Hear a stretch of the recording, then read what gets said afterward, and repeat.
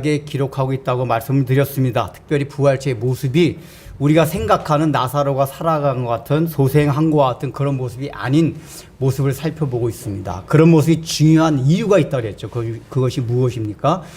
우리가 부활하신 주님을 육체적으로 직접 보지 못했다 해도 2000년이 지난 우리들도 동일하게 제자들과 동일하게 예수님을 보고 만날 수 있다. 그러니까 2000년 전의 제자들도 우리들과 같이 예수님의 육신을 직접 보고 만난 것이 아니라 예수님을 사모하는 마음으로 예수님과 맺어진 인격적인 어떤 관계에서 또 말씀을 깨닫는 과정 속에서 부활하신 예수님을 만났다. 이걸 반드시 기억해야 됩니다. 그래서 오늘날도 우리가 그런 요소가 있어야만 부활하신 예수님을 반드시 만나게 된다. 이 사실을 기억하고 이제 오늘 본문 들어갈 텐데, 이제 오늘 본문을 보면은 본문에서도 그 지난주에 한 거의 연장선상에서 계속해서 요한이 기록하고 있습니다. 19절을 보면은 제자들이 지금 이제 모여 있습니다. 그래도 다행인 거는 뿔뿔이 흩어지지 않고 어쨌든 모여 있어요. 모여가지고 문들을 다 걸어 잠궜다고 말씀을 드렸습니다. 여기서 문틀, 복수라고 얘기하고 있습니다. 이제 사실 유대인의 집들은 아주 부잣집 빼놓고 일반 집들은 옛날에 창문 같은 게 별로 없었어요. 문들 하나만 거의 하나, 좀 돈 있으면 창문 한두 개 더 내고. 그러니까 아마도 이제 여기는 있어봐야 하나 정도 더 있을까 말까 한 그런 집일 텐데, 문들이라고 얘기한 건 뭐 창문 같은 걸 닫을 수가 없잖아요. 출입구만 닫을 수 있지. 그러니까 요한이 이렇게 복수로 표현했다는 얘기는 뭐냐면은 제자들의 마음이 그만큼 모든 문들, 창문이라고 생각하는 문들도 걸어 잠글 정도로 마음 문이 지금 굉장히 두려움이 있었다. 이걸 지금 요한이 말해주고 있어요. 그러니까 제자들의 상태가 굉장히 공포감에 아주 극심했던 이런 심리 상태를 표현한 겁니다. 근데 중요한 게 뭐냐면은 오늘 요한복음엔 기록되지 않았지만 누가복음이나 마가복음에 보면은 제자들이 여기 모여서 예수님이 나타나기 전에 막달라 마리아와 여자들, 그러니까 예수님을 만났던 사람들 있잖아요. 그리고 엠마오로 가던 두 제자, 이 사람들 예수님을 만났잖아요. 만나고 나서 이 그러니까 가룟 유다가 없으니까 11제자가 와가지고 우리 예수님을 봤어요! 라고 얘기를 한 거예요. 그때 마가복음과 누가복음에 다 뭐라고 표현되어 있냐? 그럼에도 불구하고 그들이 믿지 못하였더라. 이렇게 나와요. 제자들이니까 마리아를 비롯한 모든 여자들과 엠마오로 가던 두 제자가 얘기했음에도 불구하고 믿지 못했어요. 자, 이 믿지 못한 거를 우리가 단순하게 부활이라는 것 자체가 사실 믿기가 너무 힘든, 우리 이성적으로 과학적으로 설명할 수 없는 초자연적인 현상이기 때문에 믿지 못한다. 이건 일단은 그게 맞아요. 근데 예수님의 제자들은 적어도 예수님이 살아계실 때 공생애 가운데 직접 죽은 사람을 살리는 걸 목도를 했었단 말이에요. 대표적인 게 나사로 사건 아니에요? 그러니까 적어도 가장 이 사람 마리아와 여자들, 그 다음에 엠마오라고는 두 제자가 거짓말을 하는 건 아니잖아요. 그럼에도 불구하고 믿지 못했다. 그 얘기는 뭐냐? 이 엠마오로 가던 두 제자도 그렇고 막달라 마리아도 그렇고 자세하게 설명을 했을 거 아니에요. 자세하게 설명을 하다 보니까 이게 하나도 이해가 안 되는 거 아니야. 근데 만났는데 예수님이 그 모습이 아니었어. 근데 그래서 처음에 몰라봤어. 그러니까 제자들 듣는 입장에서는 그게 뭔 소리야 도대체. 그게 진짜 살아난 거 맞아? 그러니까 믿지 못했다는 거. 만약에 원래 예수님 모습대로 살아났으면 제자들이 나사로를 살리셨고 예수님께서 평상시에 내가 3일 만에 다시 부활하리라 말씀하셨는데 그게 정말 그대로 이루어졌구나 라고 어느 정도 받아들일 가능성이 많아요. 근데 그렇게 여자들과 엠마오로 가던 두 제자가 얘기해 줬음에도 불구하고 믿지 못했다는 얘기는 그 설명을 듣고 나서는 뭐가 이상해. 알쏭달쏭 헷갈려. 이에서 믿지 못한 거예요. 그러니까 그 마음의 상태가 지금 공포심에 유대인들을 두려워하여 문들 다 걸어 잠근 거예요. 지금 걸어 잠갔어요. 그러니까 이 상태는 사실 오늘날의 우리의 상태와 사실 비슷할 수가 있어요. 예수님이 부활하셔서 오늘날도 우리가 부활하신 예수님을 증거합니다. 증거함에도 불구하고 실제적으로 누누이 말씀을 드리지만 우리가 부활하신 그 2000년의 역사적인 그 부활 사건이 오늘날의 나의 삶에 무슨 상관이 있느냐 그 얘기예요. 그러니까 제자들이 이렇게 지금 두려워서 떨고 있었고, 또 지금 이제 뒤에 20절부터 보면 실제로 예수님 딱 나타나셨잖아요. 그래서 이 사람들이 예수님이 직접 살아나셨구나 라고 이제 받아들여요. 일단은 받아들이는데, 그럼에도 불구하고 그 뒤에 보면 예수님이 승천하시기 전에 40일간의 여정을 보면은 제자들이 또 갈릴리 고기 잡으러 가요. 그러니까 고기 잡으러 갔다는 건 뭐냐면은 아직까지도 예수님이 주신 사명이나 하나님의 나라에 대한 의식 없이 옛날의 육신적인 사고방식에 벗어나지 못한 상태의 마음이었다 그 얘기예요. 그럼 예수님을 분명히 봤음에도 불구하고 왜 그러냐 그 얘기예요. 이게 왜 그렇죠? 왜냐? 이거는 지금 자기들의 삶에 직접적으로 예수님이 부활하신 그게 자기들의 삶에 직접적으로 영향을 주는 게 없어서 그래요. 예를 들면은 지금 이 유대 제자들이 두려워하는 건 뭐죠? 유대인들이 자기네들 잡아 죽일까봐 지금 두려워하는 거란 말이에요. 우리도 예수님처럼 잡혀서 죽는 거 아니야?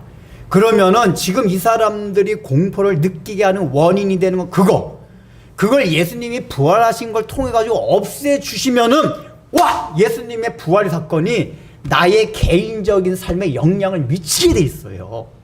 힘이 나고. 근데 부활하셨는데 불구하고 나의 삶에 아무 변화가 없어요. 잡아 죽이려는 유대인들이 그 얘기를 듣고, 아니면 예수님이 유대인들 마음을 확 꺾어놔가지고 야 이제부터 예수 믿는 사람들 잡아 죽이지 않겠다 이렇게 공부를 한다든지, 이런 변화가 전혀 없어요. 자기 삶의 환경, 특별히 어떤 환경이요? 자기를 짓누르고 있던 그 환경들, 극심한 고통들, 고난들, 이게 하나도 없어지질 않았어요. 그러니까 없어지지 않으면 도대체 예수님이 부활했다는 게 나와 무슨 상관이냐 그 얘기예요. 이게 오늘날도 마찬가지예요. 오늘날 교회 나오는 우리 기독교인들이 부활을 안 믿는 사람은 없어요. 그런데 그게 왜냐? 예수님이 부활한 게 도대체 나와 뭔 상관이 있어? 나의 삶이 여전히 지금 힘들고 어렵고 극심한 고통 가운데 있는데, 내가 기도하고 있는 거 지금 당장 응답이 안 돼서 10년간 기도하는데도 응답이 안 돼. 저도 지금 몇 년간 기도하고 있는 게 응답이 안 되는 것도 있어요. 그러고 있는데 예수님이 부활하셨다고 해가지고 나 무슨 상관이냐 그 얘기예요. 이게 부활뿐만 아니라 여러분들 이게 잘 생각해 보세요. 초자연적인 기적 같은 게, 여러분 여기 귀신 쫓고 하는 걸 다 보잖아요. 그러면 자기가 확 달라질 것 같죠? 안 그래요. 누가 진짜 암병이 막 사기인데 기도해서 딱 났어요. 그 눈을 목도했어요. 그러면 놀랍다, 하나님 이제 살아계시긴 한가 보네 이렇게 느끼는데, 그게 자기의 전제 자기의 개인적인 삶에서 자기를 억누르고 있는 환경에 그게 없어지지 않는다. 그러면은 1년 지나가면은 그때 그 감흥, 기쁨, 감격 싹 없어져요. 사람이라는 건 늘 이게 자기 중심적인 사고와 자기를 중심으로 생각하기 때문에 어떤 초자연적인 사건조차도 자기 삶에 어떤 영향을 줘야만 그것이 나에게 어떤 의미 있게 달려요. 근데 예수님의 부활 사건은 전혀 그런 게 없었어요. 이후에도 보세요. 예수님이 부활하셨다고, 이 부활이라는 거 영광을 얻었다는 거 아니에요. 그 영광을 얻었으면은 뭔가 유대 그 제자들이 원했던, 그러니까 예수님 십자가에 죽으셨지만 원래 메시아가 오면 이루어질 하나님의 나라 왕국, 뭐 그걸 조금이라도 보여준다든지, 그래서 예수님이 로마 제국 앞에 나가가지고 뭐 선포를 한다든지, 아니면 개인적으로 이렇게 힘든 가운데 있을 때 그걸 없애줄 수 있는 물질을 좀 많이 주신다든지, 이런 게 전혀 없어요. 사도행전에 보면은 베드로가 그거 하잖아요. 성전에서 앉아서 구걸하는 안진뱅이였었잖아요. 그러니까 베드로가 뭐라 그러죠? 내가 금과 은은 없을지라도, 이 얘기가 뭐냐면 돈이 하나도 없다 그 얘기. 베드로가 예수님이 부활하셨다고 해가지고 제자들이 갑자기 돈이 많아졌고 이런 게 전혀 없어요. 옛날같이 똑같이 가난하고 어려워요.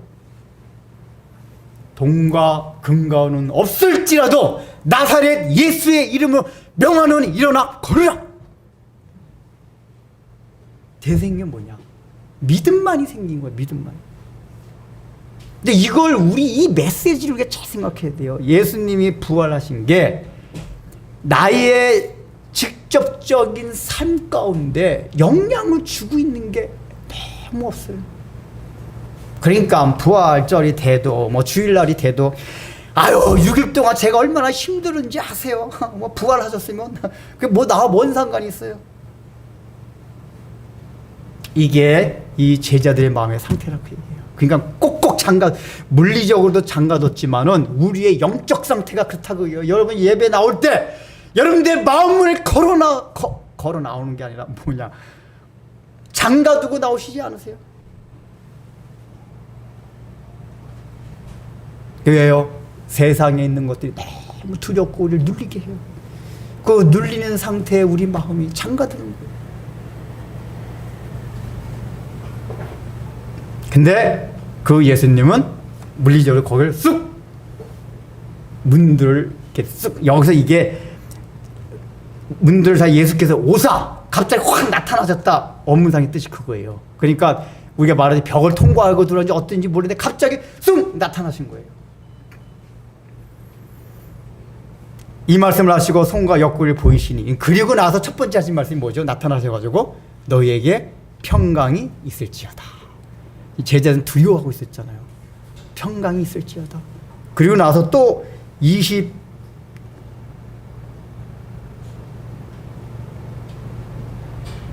20몇 절 있냐? 19절에 그 얘기하고 21절. 예. 21절. 예, 21절에 또 얘기하세요. 예, 평강이란 단어는 똑같은데 좀 뉘앙스가 달라요. 이 첫 번째 평강이 있을지어다 이 얘기는 뭐냐? 지금 두려워하고 있는 제자들, 그 예수님께 쑥 나타나셨단 말이에요. 그 예수님이 부활하신 그 목적, 결과, 그게 가장 첫 번째 나타날 게 뭐냐?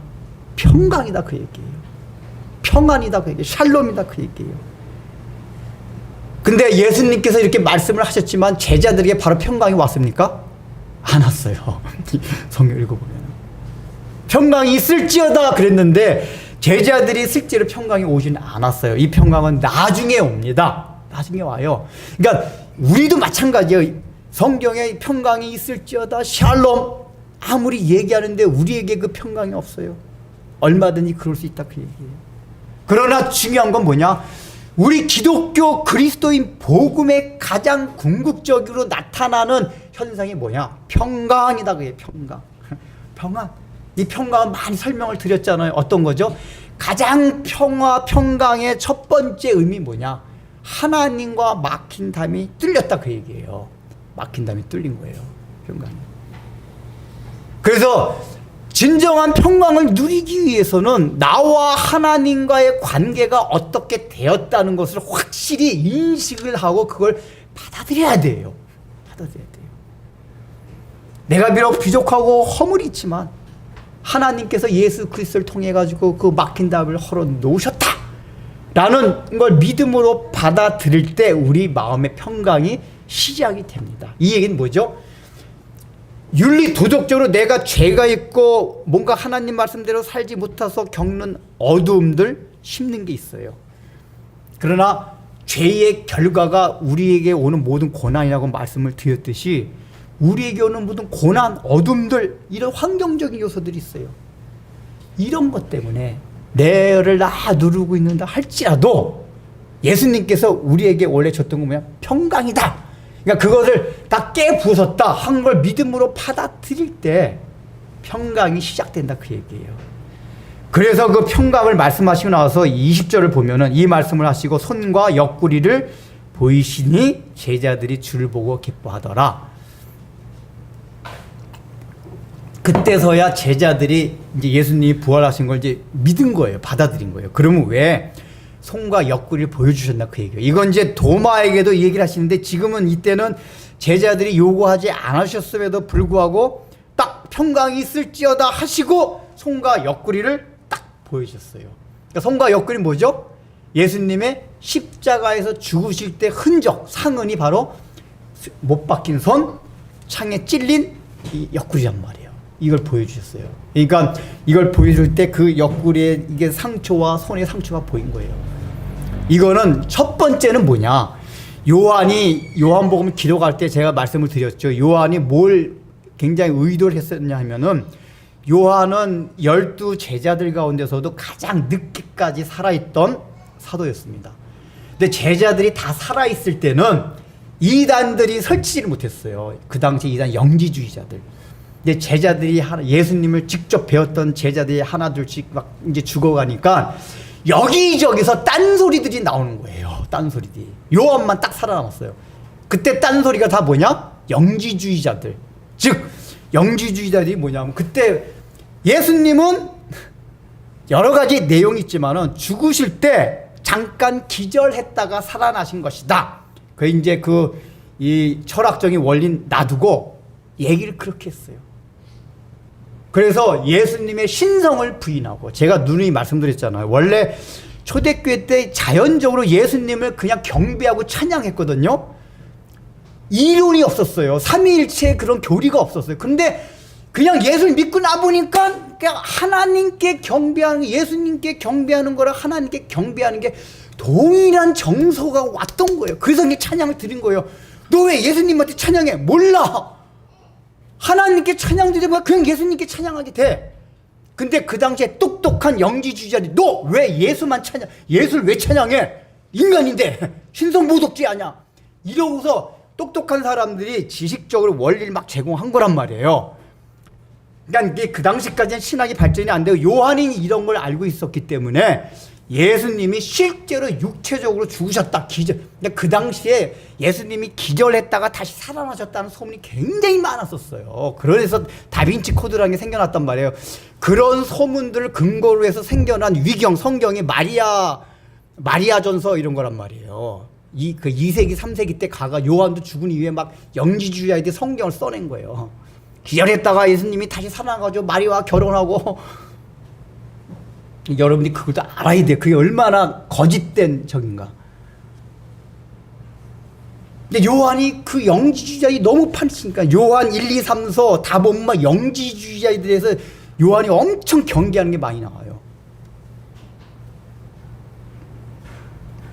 그래서 요한이 특별히 예수님의 신성 그리고 예수님이 실제 육체로 죽으셨다. 이걸 자꾸만 강조해서 표현해요. 야, 예수님 기절하는 거 아니야? 실제 죽으셨어. 못 박힌 자국이 실제 있었어. 이걸 첫 번째 요한이 얘기하고자 하는 겁니다. 그러면서 이게 실제적으로 제가 늘 성경은 특히 요한복음은 중립법, 이중적 의미가 있다 했습니다. 그러면 예수님이 왜 요한은 이제 예수님께 하셨으니까 그것 가운데 손과 옆구리 보이시니 이거를 기록을 했는데 다른 기록할 게 많은데 이걸 기록한 건 요한이 그런 의도인데 예수님은 왜 제자들한테 평강이 있을지어다 얘기하면서 굳이 손과 옆구리를 보여준다 그 얘기예요. 이게 뭐냐? 평강이 오는 근원이 나의 이 못자국난 손과 옆구리에 있다 그 얘기예요. 그게 뭐죠? 부활 사건, 부활을 통해서 얻는 영광 자체가 예수님이 십자가에서 죽으심, 이 죽으심이 근원적인 이유가 있다 그 얘기예요. 근거가 있다 그 얘기예요. 그래서 십자가에서 돌아가신 예수님을 믿음으로 받아들이지 아니한 사람은 절대로 부활하신 주님을 볼 수가 없어요. 먼저 십자가에 달리신 예수님을 바라봐야 돼요. 이걸 지금 예수님께서 알려주시고자 손과 옆구리를 보여주신 거예요. 그리고 이 얘기는 뭐냐? 제자들이 이걸 보고 기뻐하였더라 그랬거든요. 그러니까 이제 실제 표면상으로는 일단 생각해 보세요. 갑자기 문을 다 걸어 잠그셨는데 예수님 쑥 나타나셨어요. 일단 얼마나 놀랬겠어요. 이제 엠마오로 가던 주제가 그 얘기를 해줬겠죠. 야 우리가 길 가다가 어느 양반이 우리가 말을 걸어가지고 얘기했는데 그때 주님이 몰랐거든? 모습이 그 모습, 예수님 모습이 아니었어. 근데 말씀을 해주시기 너무 마음이 뜨거워가지고 주막집에, 여관집에 들려가지고 하루 묵자고 했거든. 그래 말씀을 막 해주시다가 그분께서 떡을 떼주시고 딱 축사하는데 그때 우리가 주님을 주님이 알아봤거든? 그때 사라지셨어. 이렇게 얘기해 줬을 거 아니에요? 엠마오로 온 제자가. 제자들이 그 얘기를 듣고 사라지셨어. 그게 뭔 얘기야? 왜냐면 눈앞에서 싹 사라졌잖아요. 엠마오로 가던 두 제자가 같이 떡을 떼고 축사할 때 싹 사라졌단 말이야. 깨닫자마자.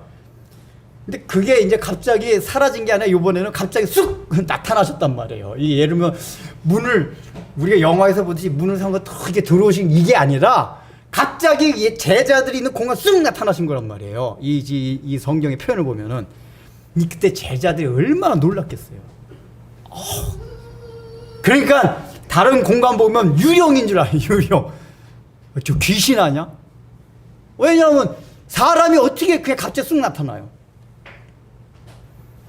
그러니까 일단은 그 초자연적인 현상을 보면서 굉장히 제자들이 놀랐을 것 같아요. 근데 손과 옆구리를 딱 보여주시니까 그때 제자들이 이게 예수님 유령이 아니라 진짜 주님이시구나. 그리고 이제 엠마오로 가던 두 제자나 막달라 마리아를 비롯한 여자들이 얘기했던 거에서 조금 이제 이해가 된 거예요. 그래서 주를 보고 기뻐하였더라. 첫 번째는 손과 옆구리가 뭐냐면 십자가에서 죽으신 예수님이 맞네? 이걸 보고 주님을 믿고 기뻐했더라. 이게 오늘날 우리에게 말해주는 게 뭐냐? 우리도 마찬가지예요. 오리무중에 이 제자들과 같이 너무 힘든 상황 속에서 어느 날 예수님이 문득 그 공간 가운데 우리 심리적인 마음 상태 가운데 쑥 나타나실 때가 있어요. 잘 생각해 보세요. 기도하는 가운데, 차를 타고 가는 가운데. 근데 우리는 그런 예수님이 갑자기 잠깐 확 나타나시는 걸 통해서 와, 주님이 나와 함께 하시는구나, 우리가 함께 하구나 이렇게 깨닫지 못하고 이거 유령 아니야? 이거 우연히 일어난 거 아니야? 잠깐 무슨 생각 지나가는데 뭔 생각이지? 이런 식으로 흘려보낼 때가 많다고 얘기해요. 제자들이 그렇게 돼야 되시. 근데 그거를 없앨 수 있는 요소가 뭐냐? 예수님의 손과 옆구리를 봐야 돼요. 이거 뭐죠? 십자가에 달려 돌아가신 예수 그리스도의 고난, 십자가. 이거를 깊이 묵상해야만 나의 이 닫혀지고 공포감에 질린 바뀌어지지 않는 환경 가운데서 어느 날 갑자기 중간중간에 쑥쑥 나타나시는 그 예수님. 여러분 그게 있어요? 없어요? 있어요. 설교 듣는 가운데, 자는 가운데, 꿈속에서라도 예수님이 문득 잠깐 찾아오실 때가 있어요. 그것조차도 없으신가요? 여러분 마음 가운데 그런 게 있어요. 인생 이렇게 사는 게 맞나? 그러니까 확실하게 100% 딱 알 수 있게 확 나타나는 얘기가 아니라 나타나는 얘기가 아니라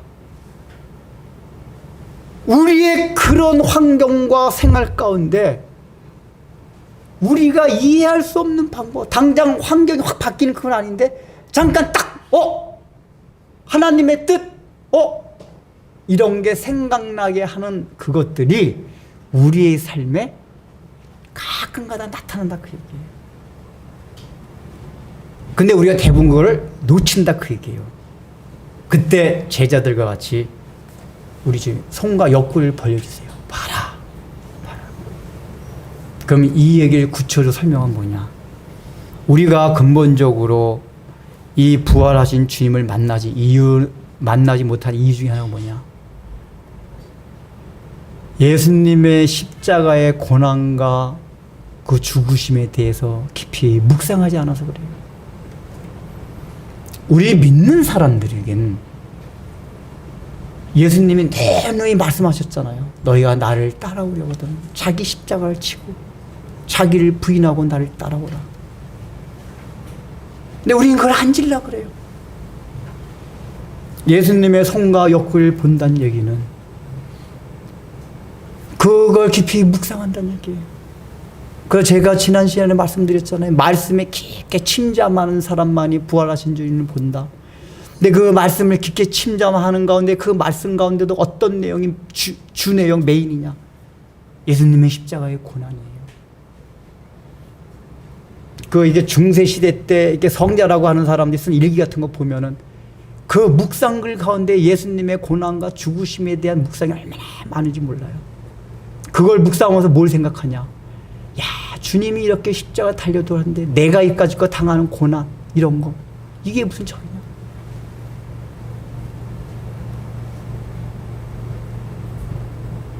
그래서 그 사람들이 부활하신 주님을 만나요.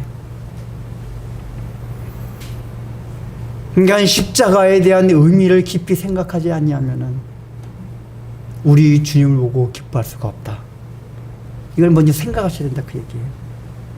그리고 21절에 보면 또 예수께서 이르시되 너희에게 평강이 있을지어다. 아버지께서 나를 보내신 것 같이 나도 너희를 보내노라. 자, 봐요. 이제 지금 평강을 있어서 또 얘기하면서 바로 뒷얘기를 뭐 했죠? 아버지께서 나를 보내신 것 같이 나도 너희를 보내노라 그랬어요. 그러면 이 얘기가 뭐냐?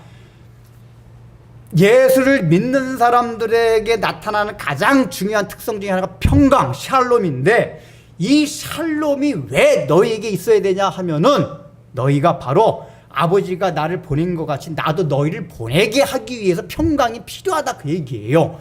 또 다른 말로 말하면 이 평강이 있어야만 너희가 보냄을 받을 수가 있다 그 얘기예요. 이 얘기는 뭐죠?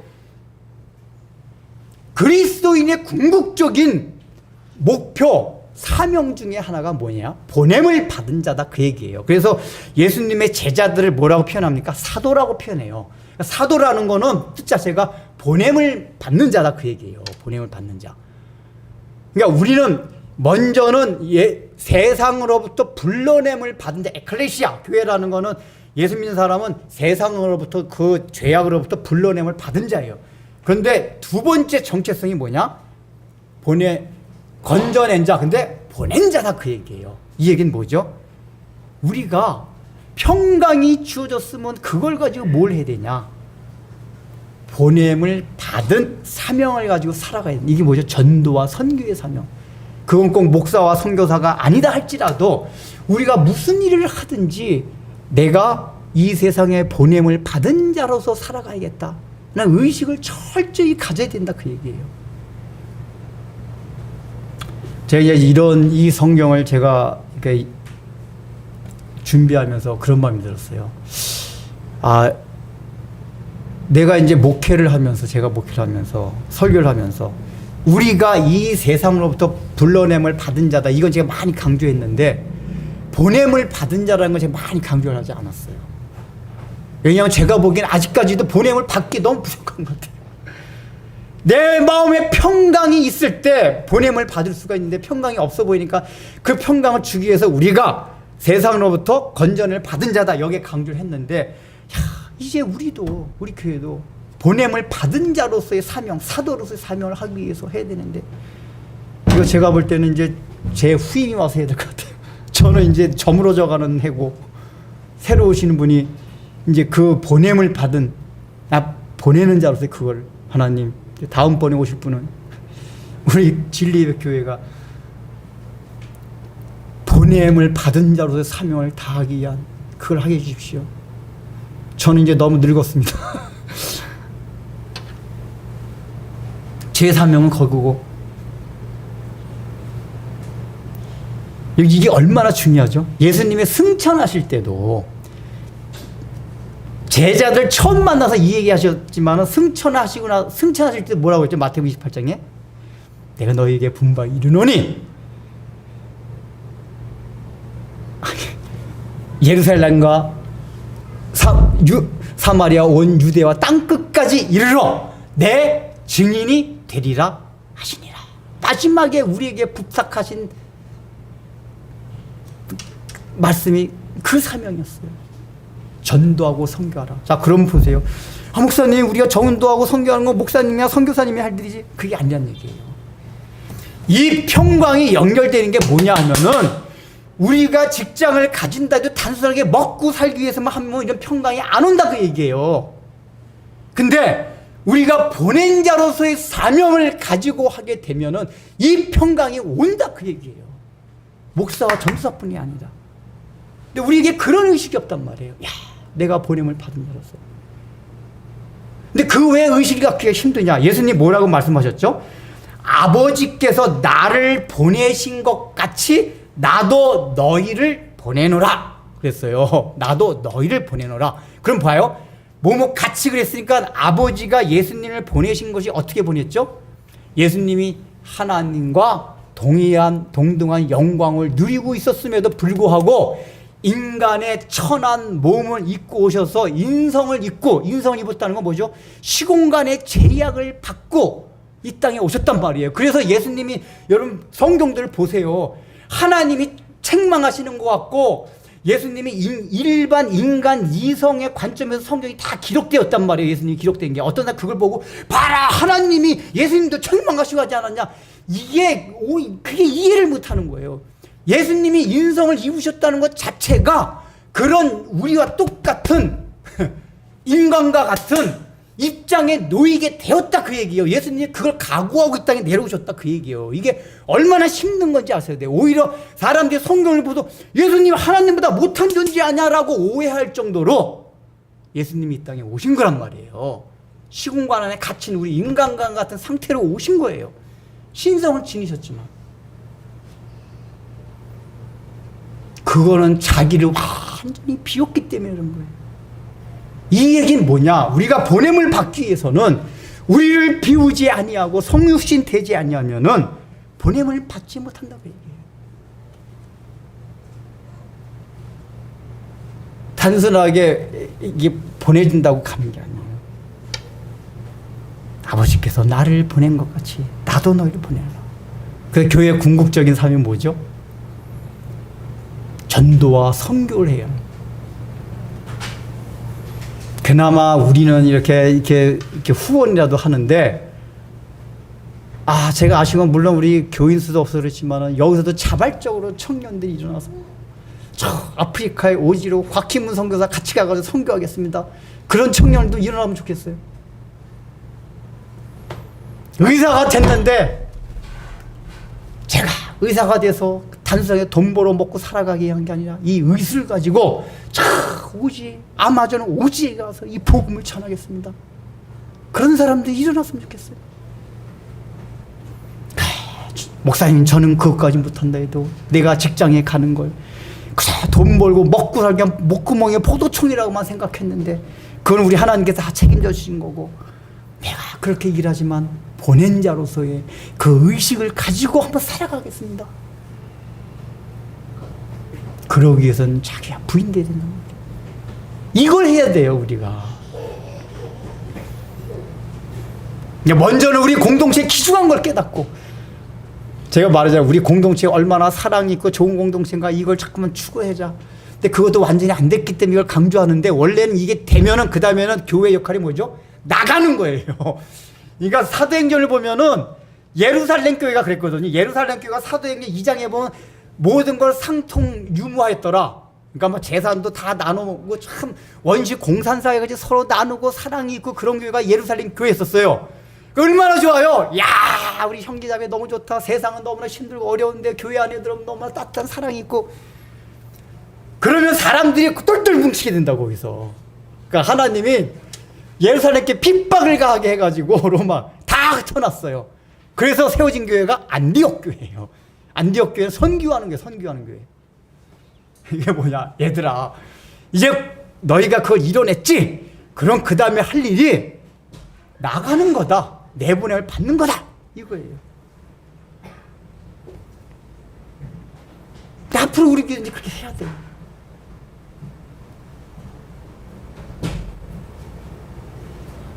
근데 중요한 거예요. 목사님, 저는 부족한 것도 많고, 제가 어떻게 전도를 하고 보냄을 받습니까? 내가 이게 생략하고 이제 22절을 보세요. 그거에 대한 지금 답이 22절, 23절에 나옵니다. 이 말씀을 하시고 그들을 향하여 숨을 내쉬며 이르시되 성령을 받으라. 성령을 받으라 그래요. 이 성령은 14장부터 계속 예수님이 얘기하고 있어요. 아마 이 당시에 제자들은 뭔 말인지 몰랐을 거예요. 도대체 성령이 뭐냐?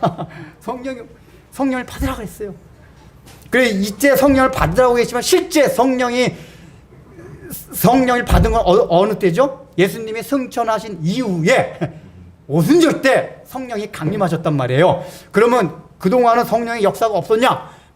베드로가 예수님을 하나님의 아들로 고백했을 때 이것을 알게 하니는 혈육이 아니요 하나님 아버지라 그랬어요. 성령께서 알게 하셨다 그 얘기예요. 그러니까 성령의 역사가 구약시대부터 시시때때로 있긴 있었어요. 그러나 신약시대와 같이 완전히 내주하셔가지고 있는 때는 없었고 오순절 그때부터 성령께서 완전히 내주하시면서 우리와 함께 하셨다 그 얘기예요. 근데 그 특징이 뭐죠? 성령께서 오시게 되면 예수님이 마리아 보고도 붙지 말라고 하셨잖아요. 그게 뭐냐? 너희가 내 육체와 있을 때 내 육체가 없어지면은 얼마나 허전하고 슬퍼하고 그러느냐?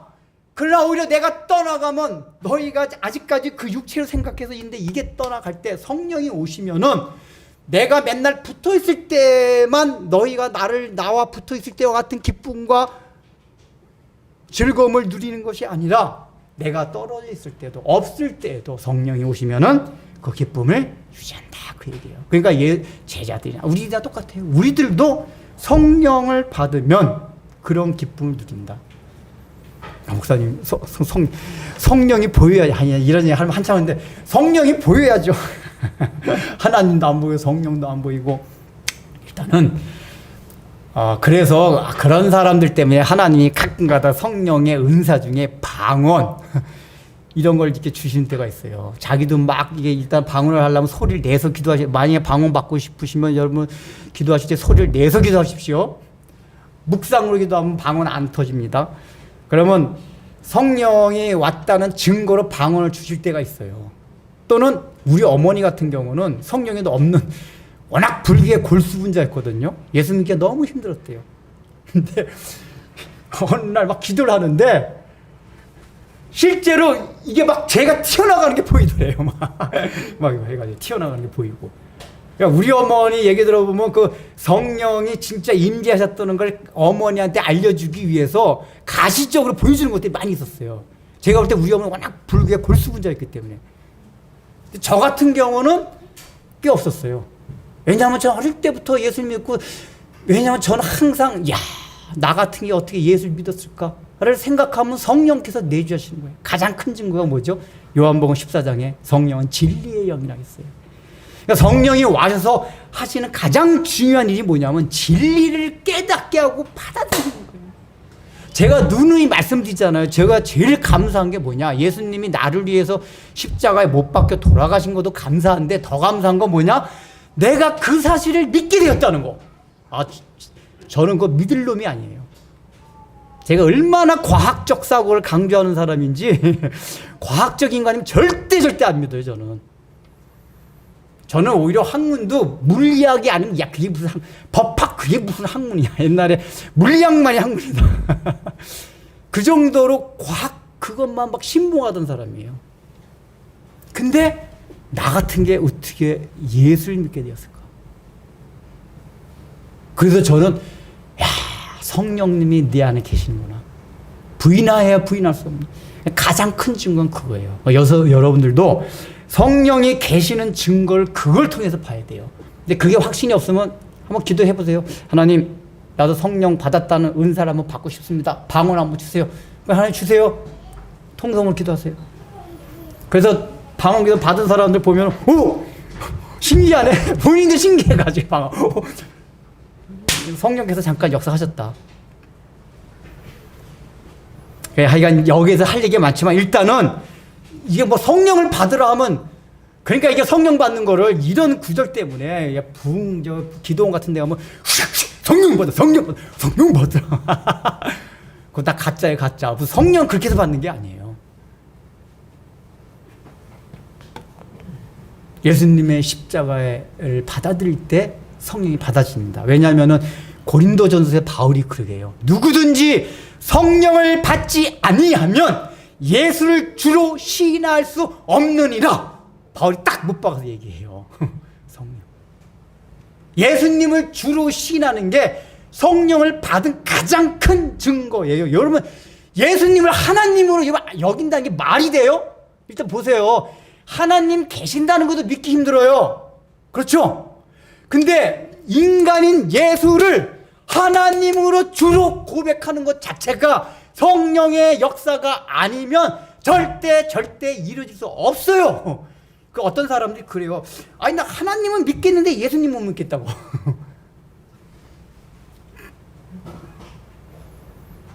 바울이 그렇게 얘기했어요. 예수를 주로 시인하는 자마다 성령을 이미 받았느니라. 그래서 이건 여러분 예수님을 주로 시인했으면 다 어떻게 해서요? 성령을 받았어요. 근데 그 왜 그러냐? 여기 이제 이 성령 충만 문제가 있는데 이건 지금 이제 오늘 본문과 좀 적이 되기 때문에 일단 놔두고 일단은 뭐냐? 반드시 성령이 우리에게 임재해야 하는 것만은 반드시 있어야 돼요. 그리고 나서 봐요. 성령을 받고 나 23절 너희가 누구의 죄든지 사하면 사하질 것이요 누구의 죄든지 그대로 두면 그대로 있으리라 하시니라. 성령을 받으면은 누구의 죄든지 사하면 사해질 것이요. 장로님 죄 사해졌습니다. 제가 딱 이러면 사해진 거래요. 저 성령 받았거든요. 예수님 주로 시인하니까. 여러분 보세요.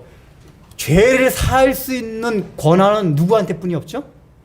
하나님께 뿐이 없어요. 인간이 어떻게 죄를 사해요? 근데 예수님이 너희가 누구의 죄든지 사하면 사해질 것이요. 그래서 로마 가톨릭은 이런 성경 구절 때문에 교황 무호설 같은 게 있는 거예요. 베드로가 이제 로마 교회에서 이제 활동을 했기 때문에 가톨릭에서는 베드로를 일대 교황으로 봐요. 로마 주교라고 보고. 그래서 그 뒤를 잇는 교황들이 베드로에게 이 말씀을 주셨고 사실은 너희가 복수인데도 불구하고 베드로에게 주셨다. 제자에게. 그래서 교황이 죄를 사하면 사해지는 것이요. 이렇게 얘기를 해요. 조금 더 이제 이거 번역이 아니라 해석을 조금 정해가지고 너희라고 했으니까 사도들 즉 성직자들 그래서 고해성사 같은 제도가 있단 말이에요. 고해성사를 해서 신부님한테 딱 이렇게 고백을 하면은 죄가 사해지고 고백을 안 하면 안 사해지고 그럽니까? 죄는 하나님께 고백하는 거예요. 사람한테 고백하는 게 아니라. 그럼 이게 무슨 이게 성경이 이렇게 돼 있잖아요. 왜 가톨릭이 오해할 만도 해요. 이게 무슨 얘기냐? 하나님만이 하실 수 있는 죄사함의 권세를 너희에게 주겠다 그 얘기예요. 근데 어떻게 주냐?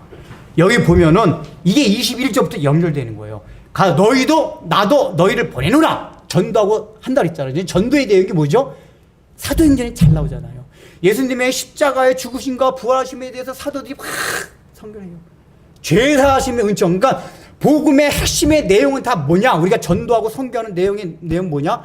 십자가의 은혜란 말이에요. 근데 십자가의 은혜가 뭐죠? 하나님께서 예수님의 십자가의 죽으심을 통해서 너희의 죄를 다 사했다. 이게 복음의 핵심이란 말이에요. 우리는 그거를 전도하는 거예요. 복음의 핵심이. 그러니까 전도할 때 뭐 예수님도 행복해진다. 물론 그런 걸 처음에 접근할 때 할 수도 있지만은 근본적으로 핵심은 뭐냐? 여러분의 죄가 예수님의 십자가의 죽으심을 통해서 그걸 믿음으로 받아들일 때 여러분의 죄는 너의 죄는 사해집니다. 이거를 선포하는 거란 말이에요. 이게 바로 그 얘기란 말이에요. 너희가 전도하고 내가 지금 방금 21절에 명령을 줬지. 너희가 보냄을 받은 자다. 근데 그게 성령을 받아야지만 그 능력이 있어서 할 수 있다. 근데 그런 걸 할 때 바로 너희가 누구의 죄든지 사하면 사해질 것이요. 너희의 선포하는 그것으로. 우리 그래서 교회에서도 그게 있어요. 우리 교회는 그 순서가 없는데 예배에 설교제에 참회 기도라는 예배 순서가 있는 교회가 있어요. 그러면 막 이제 여러분 일주일 동안 지은 죄들 다 이제 회개하자고 이제 목회자 나와서 해요. 그래서 땅 치고 나서 성경을 너희의 죄가 동에서 서에서 멀어진 것 같이 이 바다에서 저 바다에서 없어진 것 같이 너희의 모든 죄는 사함을 받았습니다. 라고 목회가 땅 쳐요. 그 목회자가 사한 겁니까? 아니에요. 말씀을 선포하는 거란 말이에요. 이제 그 얘기예요. 이게 또 두 번째이 뭐냐? 이게 죄를 사는 건 하나님뿐이 하실 수 없는 거란 말이에요. 그러면 전도하고 선교하는 것도 사실은 하나님뿐이 하실 수가 없어요. 근데 우리한테 맡기셨어요. 이 얘기는 뭐죠? 내가 너희에게 권능을 주겠다. 이게 성령을 통해서 권능을 주신 거예요. 여러분 전도하기가 얼마나 힘듭니까?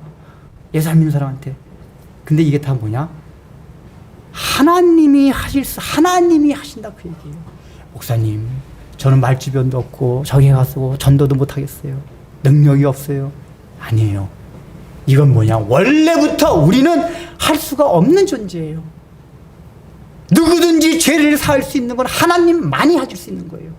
그런데 너희에게 주었다. 그 권한을 하나님만이 하실 수 있는 그걸 너희에게 주었다. 복음 전도 성경.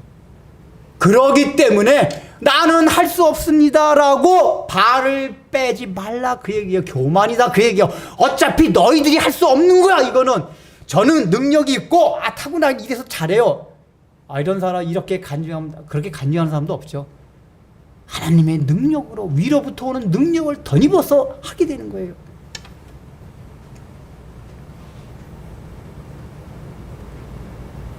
그래서 우리가 보냄을 받았을 때도 나는 부족하고 부족하다는 게 말주변, 물리적인 말주변하고 이런 걸 말하는 게 아니라 늘 말하잖아요.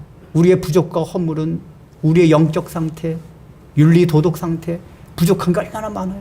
제가 늘 말하잖아요. 저는 설교자지만 어떤 때는 가서 단에 올라서 설교하기가 너무 싫을 때가 있어요. 저의 부족과 허물 생각하면. 그럼에도 불구하고 그게 너가 하는 거냐? 너가 하는 게 아니에요. 여러분, 제가 이렇게 설교한다고 유 목사님 저렇게 산다 생각하지 마세요. 저는 말씀이기 때문에 선포하는 것 뿐이에요. 저도 부족하고 연약해요. 어떤 때는 설교하기 너무 싫지만 그럼에도 불구하고 그게 너가 하는 거냐? 내가 하는 거다. 너는 그냥 선포만 하라 그 얘기예요. 우리가 동일한 마음을 가져야 된다 그 얘기예요. 이 얘기는 이게 전도하는 것뿐만 아니라 우리가 일상 가운데서 아까 말했잖아요. 내가 직업을 가지고 각자 직업의 모든 삶의 현장과 영역에서 하나님, 나 먹고 살기도 바빠온데 내가 어떻게 복음을 전하는 마음으로 살아가겠습니까? 라고 생각할 수 있지만 그거 너가 하는 거 아니다. 내가 하는 거다. 이렇게 가르치는 거예요. 그러니까 그걸 받아들이고 마음가짐만 그렇게 한번 살아보라 그 얘기예요. 그럴 때 성령의 강력한 역사가 우리와 함께 하십니다. 부활의 지름을 더 깊게 체험합니다. 그리고 이제 성령이 오시면 가장 일어날 일이 뭐냐? 복음 전도의 역사가 여러분의 삶 가운데 일어나요. 전도 열심히들 하세요. 나가는 교회도 돼야 돼요. 제가 저 후임자 놓고 기도합니다. 제가 하나님이 이 진리밖에 굉장히 사랑하신다는 걸 제가 말씀드렸죠. 저는 사실은 개척하려고 시작한 게 아니었잖아요. 설렁설렁 가다 그만두려고 했는데 원래부터 목회를 안 하려고 했기 때문에 저는 택시 운전하면서 이렇게 자유분방은 좀 이상하고 틀에 매이지 않고 제도에 매이지 않고 하는 그걸 저는 사실 하고 싶어가지고 했는데 제도권이라니 그래서 하나 이끌어왔어요. 그리고 어쨌든 환경적으로 그렇게 시작을 하다 보니까 노예 목사님, 그전에 김민숙 전사 그랬잖아. 목사님 목회 어떻게 그렇게 하세요? 우리 노예 목사님도 그래요. 목회를 저같이 설렁설렁하는 김치 왔다 갔다. 왜 일반 우리 목사님들 사고로 이해가 안 되는 목회 방식이 이게요. 우리 노예 목사님이 뭐라고 하냐면 유 목사님 같이 그렇게 목회하면 개척교회가 그렇게 목회하면 1년 안에 교회 망한대요. 근데 요즘은 뭐라 그러는지 아세요? 유 목사님 능력 있네. 그렇게 목회하면서 어떻게 교회가 계속 유지가 돼 그래요. 여러분 이게 제가 능력이 있어 아니에요. 그래서 저는 하나님이 정말 진리빛교회를 사랑하신다. 여러분이 보셔도 그렇잖아요. 유목사가 하는 게 아무것도 없어요. 근데 하나님이 이걸 이끌어가서 이상하게. 그래서 저는 주님. 그래서 내가 그때부터 이 교회가 오고 오는 모든 세대를 통해 가지고 하나님의 귀한 일을 하는 교회가 되어야겠다. 이 생각을 자꾸 가지게 돼서 그래서 후임에 대해서 자꾸 생각을 하고 제가 여러분들 기도를 하셔야 돼요. 그 전에 한 집사가 언젠가 한번 그게 딱 인상이 남아서 그러는데 우리 진리백교회가 우리 대뿐만 아니라 우리의 후손들이 여기에 정착을 하고 이게 우리 교회다 하고 여기서 나가고 들어오며 복음을 전하는 교회가 되었으면 좋겠다. 언젠가 한 집사가 카톡에 그런 걸 올려요. 딱 그거의 내용이. 한지사도 참 그 마음을 갖고 있구나. 우리 대뿐만 아니라 이 교회가 우리가 세울 때 방향은 이제 우리가 정해줬잖아요. 방향은.